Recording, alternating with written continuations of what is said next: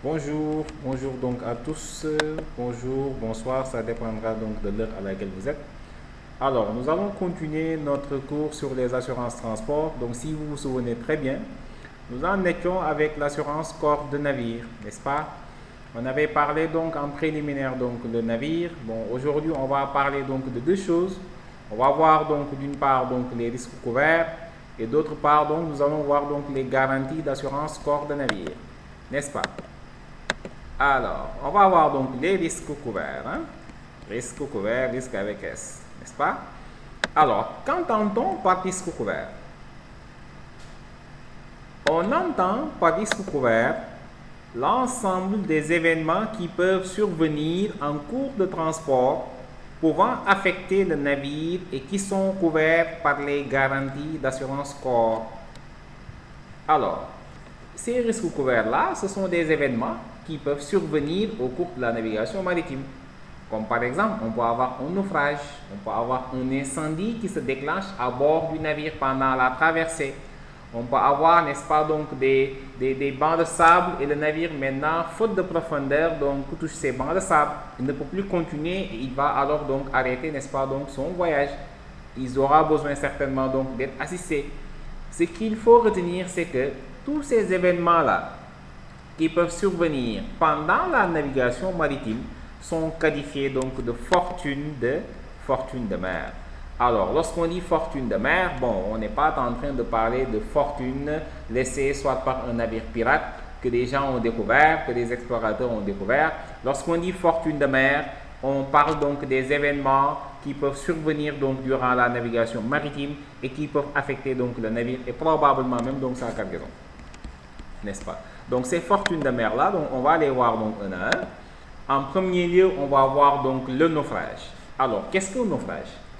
On parle de naufrage lorsque le navire en cours de navigation coule et est réduit à l'état départ. Par exemple, le sort qui a été réservé donc au Titanic. Donc c'est un naufrage. Le sort qui a été réservé au bateau de Diola aussi, donc c'est un naufrage.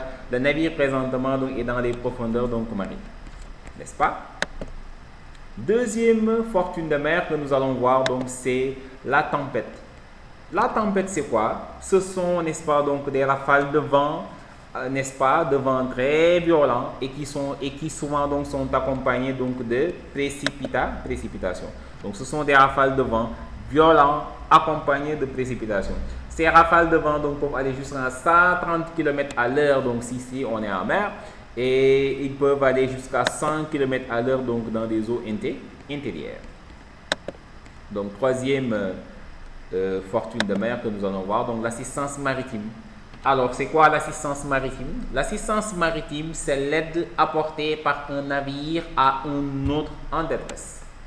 Alors, l'aide apportée par le navire assistant au navire assisté fera l'objet d'une rémunération dès lors que le résultat donc est positif. C'est ce qu'on appelle donc la fameuse règle du no cure, no pay. Ce qu'il faudrait également retenir, c'est que l'assistance maritime a été rendue obligatoire par la Convention de Londres de 1989. Maintenant, pour qu'il y ait une rémunération aussi, il faudrait que ce navire donc soit engagé dans une aventure maritime et que l'assistance donc n'est pas sa véritable fonction. Donc, ce qui veut dire que si le navire donc a été assisté donc par un remorqueur, cela ne fera pas l'objet donc d'une rémunération. Quatrième fortune de mer que nous allons voir, donc c'est l'abordage. Donc, qu'est-ce qu'on entend par abordage? L'abordage, c'est la collision ou le heurt entre deux navires ou bien entre un navire, une installation fixe, mobile ou flottante. L'abordage maritime aussi est réglementé par la Convention de Bruxelles donc de 1910. Cette convention identifie donc trois types d'abordage. Vous avez donc l'abordage par la faute d'un seul navire. Un seul navire est entièrement responsable de l'accident. Ce qui veut dire que le navire entièrement responsable de l'accident verra certainement l'autre navire donc exercer un recours contre lui ou bien contre l'armateur de ce navire. Maintenant, ce navire-là, qui est responsable à 100% de l'accident, par le biais de son assureur, réparera donc ses propres dommages, mais aussi réparera les dommages subis par l'autre navire intégralement. Donc, je reprends, je dis, l'abordage par la faute d'un seul navire, le navire qui est responsable de l'accident par le biais de son assureur va réparer ses propres dommages intégralement, évidemment si les dommages également sont couverts par la garantie, mais aussi va réparer donc les dommages intégralement subis par en tout cas par l'autre navire. Deuxième type d'abordage, c'est l'abordage par la faute commune. Tous les deux navires sont responsables de l'accident. Maintenant, dans pareil cas aussi, il faudrait faire appel à un expert maritime qui essaiera donc de situer donc les responsabilités. Supposons par exemple qu'il y ait deux navires A et B. Le navire A est responsable de l'accident à 40%, donc évidemment le navire B sera responsable à hauteur de 60%. Ce qui va se passer, c'est quoi? C'est que chaque navire va exercer un recours contre l'autre navire. Donc le navire A va réparer ses propres dommages intégralement, mais va réparer donc les dommages subis par l'autre navire à 40%. Donc selon son degré d'implication dans l'accident. Le navire B aussi, par le biais de son assureur, va réparer ses propres dommages, mais va aussi réparer donc les dommages subis par le navire A à hauteur de 60%. Donc son degré d'implication donc dans l'accident. Alors, le troisième type d'abordage, donc, c'est l'abordage fortuit. Dans ce type d'abordage, il est difficile donc de situer les responsabilités. Ainsi, chaque navire répare, évidemment par le biais de son assureur, ses propres dommages sans avoir la possibilité d'exercer un recours contre l'autre navire. Alors, cinquième type de fortune de mer que nous allons regarder, c'est ce qu'on appelle donc l'échouement. Et c'est quoi un échouement? L'échouement, ce n'est rien d'autre que lorsque le navire touche le fond de la mer par accident et cesse d'avancer. Attention, j'ai bien dit donc par accident. Donc c'est différent donc de l'échouement volontaire, hein, n'est-ce pas? Par exemple, les pirogues, lorsqu'elles arrivent, n'est-ce pas, au niveau de, n'est-ce pas, donc la baie, que se passe-t-il généralement? C'est poussé, on l'échoue donc volontairement pour que les occupants donc puissent défendre, n'est-ce pas? Donc voilà, vous voyez. Donc là, l'échouement, il est volontaire, hein, mais c'est différent donc de l'échouement accidentel. Alors, c'est quoi un échouement? C'est lorsque le navire en pleine navigation touche le fond de la mer par accident et cesse donc d'avancer. L'échouement est accidentel. Alors, l'incendie. Ici, bon, on va pas essayer donc de définir l'incendie. Hein. Tout le monde sait que donc c'est lorsque, par exemple, le bâtiment, n'est-ce pas, est submergé par les flammes. Mais ce qu'il faudrait simplement retenir, c'est que l'incendie, il est couvert, quelle que soit son origine, même si cela résulte donc d'une faute du personnel navigant. Mais seulement attention, il ne faut pas que l'incendie soit provoqué de manière volontaire. Donc là, finalement, c'est dans le but, n'est-ce pas, donc de peut-être saborder le navire. Donc saborder un navire, c'est le fait donc de le couler exprès. Hein? Donc vous voyez, on va continuer. Donc septième type donc de fortune de mer, il y a ce qu'on appelle donc l'avarie commune. Quand est-ce qu'il y a avarie commune? Il y a acte d'avarie commune quand et seulement quand, intentionnellement et raisonnablement, un sacrifice extraordinaire est fait ou une dépense extraordinaire encourue pour le salut commun dans le but de préserver d'un péril les propriétés engagées dans une aventure maritime commune. N'est-ce pas?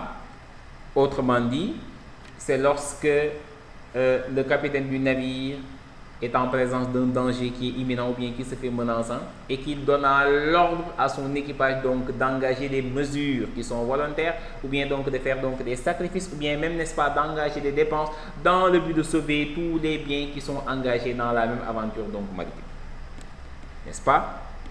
Alors, l'avarie commune aussi est réglementée par les règles donc d'Anvers qui sont dernièrement modifiées donc en 2004. Donc, je continue. Alors, pour qu'il y ait quand même acte d'avarie commune aussi, il faudrait que certaines conditions, n'est-ce pas, soient réunies. Donc, c'est des conditions qui sont, en tout cas, qui doivent être réunies. Hein. On ne peut pas remplacer donc une condition par l'autre. Hein. Donc, c'est 4 conditions qui sont cumulatives donc, et non alternatives. Il faudrait qu'il y ait quoi? Un caractère volontaire donc des dépenses ou sacrifices. il faudrait également qu'il y ait donc la présence d'un danger qui est menaçant ou bien qui est imminent ou bien qui se fait menaçant. Il faudrait impérativement qu'il y ait, n'est-ce pas, donc, comment dire, un résultat positif, mais aussi toutes ces dépenses, tous ces sacrifices qui ont été engagés ont été faits donc dans l'intérêt commun. Alors, on va voir maintenant donc les exclusions rapidement. Sont exclus donc des garanties d'assurance corps de navire, les dommages, pertes, recours de tiers et les dépenses résultant de violation de blocus, contrebande, commerce prohibé, n'est-ce pas, amende, saisie ou confiscation. Par exemple, un navire, n'est-ce pas, qui a à son bord, comment dirais-je, une forte cargaison donc de drogue et que par exemple ce navire-là a eu des dommages, ben l'assureur donc ne donnera un rond. N'est-ce pas? Saisie ou confiscation. Par exemple, si le navire a été saisi par les autorités portuaires ou douanières, saisie ou confiscation. Si par exemple, le navire, n'est-ce pas, a commis un acte donc de contrebande, n'est-ce pas, et que cette contrebande-là a été requalifiée donc un délit douanier. Généralement, que se passe-t-il le plus souvent? Le moyen de transport donc fait l'objet, n'est-ce pas, donc d'une saisie ou bien d'une confiscation. Toute forme de saisie, caution ou de garantie financière. Par exemple, si le navire donc a fait donc l'objet donc d'hypothèque, par exemple, là également, l'assureur donc ne devrait pas couvrir, n'est-ce pas, donc cette hypothèque. Faute intentionnelle ou inexcusable de l'assuré ou de ses préposés, si par exemple c'est l'équipage donc qui a commis une faute intentionnelle, comme je l'ai tantôt dit, faire exprès donc de couler le navire donc en provoquant l'incendie, donc ça c'est une faute intentionnelle, inexcusable parce que c'est dans le but de saborder le navire. Vis propre donc du navire, si le navire donc a des vis propres, donc des vis propres, n'est-ce pas? Non-respect des prescriptions et recommandations des constructeurs ou fournisseurs donc du navire, parce que généralement donc il y a un manuel, n'est-ce pas? Et ce manuel-là, il faut impérativement donc le respecter sur la gestion donc du navire, une manière de procédure par exemple. Renflouement, enlèvement, destruction ou balisage de l'épave du navire. Par exemple, lorsque par exemple le navire donc doit faire l'objet d'un renflouement, le plus souvent c'est à la suite donc d'un abordage. Il doit être renfloué, ce qui veut dire impérativement qu'il faudrait que, par exemple, que l'on paye donc des frais de renflouement. Les assureurs donc ne le couvrent pas. Supposons par exemple que le navire donc a été renfloué et qu'il doit également être enlevé, n'est-ce pas, de l'espace où il est, où il a fait donc son naufrage. Là aussi, c'est pas couvert par les garanties. Destruction du navire parce qu'il n'est plus en état donc d'être utilisé, ou balisage de l'épave du navire parce que, par exemple, si un navire donc est quelque part, donc en profondeur, ce qui fait que exactement là où il est sombré, généralement les navires lorsqu'ils arrivent, ils doivent faire un contournement. Ce qui fait qu'impérativement il faudrait qu'il y ait donc un balisage. Donc ce balisage-là donc n'est pas gratuit. Donc il est payé. Immobilisation ou retard du navire donc voilà. Quarantaine, lorsque également le navire donc fait l'objet de quarantaine. Nous sommes en période donc de Covid-19. Vous avez vu que donc il y a des navires qui ont été mis en quarantaine quelque part. L'équipage, donc, on leur a interdit donc de descendre du navire. Donc, des choses comme ça, des événements, des aléas comme ça, ne peuvent pas être couverts donc, par les garanties d'assurance corps de navire. Tout dommage corporel, par exemple, s'il y a un accident et que le personnel navigant donc, est affecté, donc il y a donc des morts ou bien donc des lésions corporelles, donc des blessures, ce n'est pas couvert par les garanties d'assurance corps de navire. Donc, je mets juste une petite parenthèse en disant que tous les dommages corporels donc, sont couverts par les P&I, donc P&I Clubs. Alors, acte de guerre assimilé, donc la guerre et ses assimilés. Le fait du prince, lorsqu'on dit le fait du prince, généralement c'est le fait de l'État. La piraterie politique et lucrative, donc tout le monde sait que donc il y a une piraterie, n'est-ce pas, sur les larges de la côte somalienne, donc le golfe d'Aden, donc le golfe de Guinée, la mer de Chine, la mer Baltique. Généralement, donc c'est des zones qui sont infestées donc de pirates. Généralement, comment ils opèrent ces pirates-là? Ils prennent le navire en otage, n'est-ce pas, et réclament donc des rançons à l'armateur. Émeutes, grèves, soulèvements populaires. Généralement, émeutes, grèves, soulèvements populaires, même, on les assimile souvent donc à la guerre. Les dommages et pertes subies par le navire du fait des cargaisons transportées, contrairement à la réglementation ou aux usages du commerce reconnu, et ce, à la connaissance de l'assuré. Les dommages et pertes subies par le navire du fait de cargaisons transportées, contrairement à la réglementation. Par exemple, il y a des marchandises qui ne doivent pas voyager en pontée. Mais si jamais maintenant le transporteur décide de les faire transporter en pontée et que maintenant ça a été quand même fait mention à l'assuré, donc l'assureur donc n'indemnisera pas.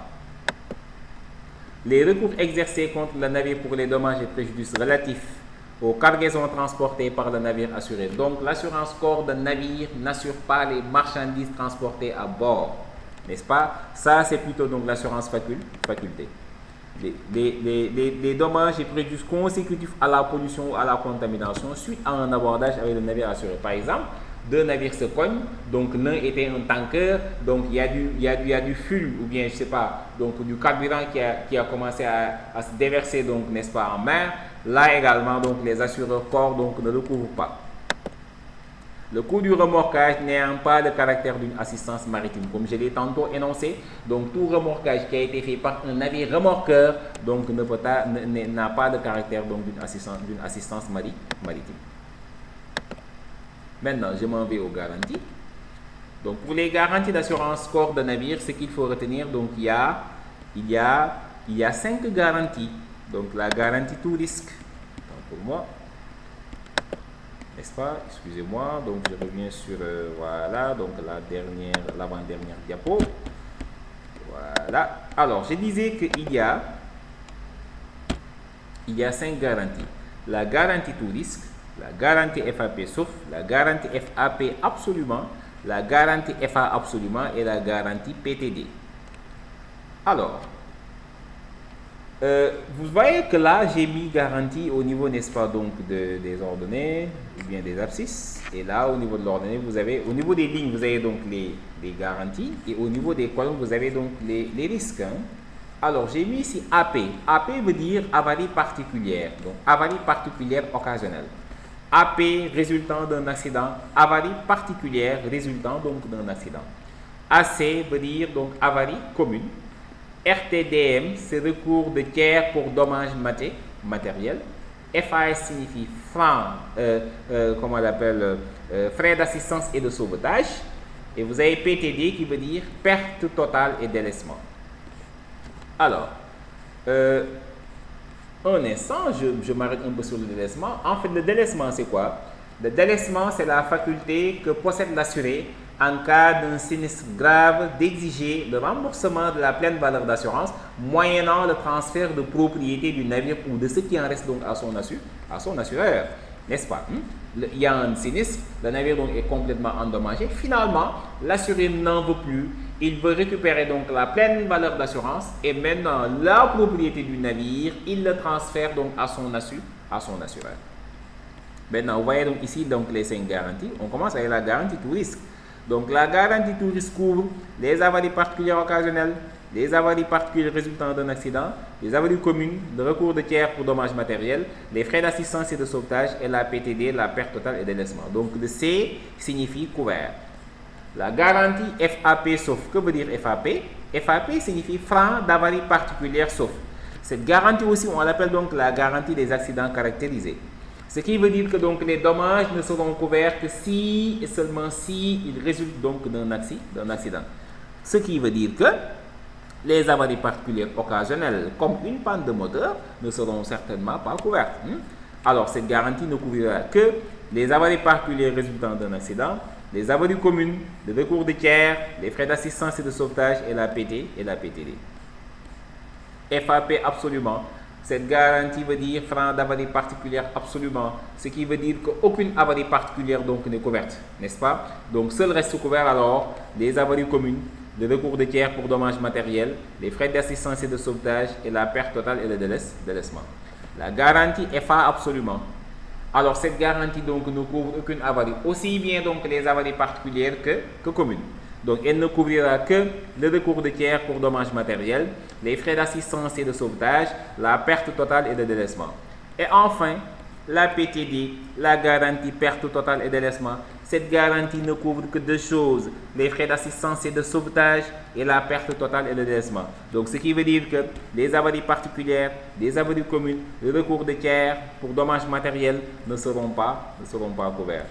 Alors, ici donc je vous ai mis en lexique, n'est-ce pas, donc ce que signifiaient donc les abréviations. E qui veut dire exclu, C veut dire couvert, RTD recours de tiers pour dommages matériels, AP avarie particulière, AC avarie commune, FAP franc d'avarie particulière, FA franc d'avarie absolument, PTD perte totale et délaissement, et enfin FAS frais d'assistance et de sauvetage.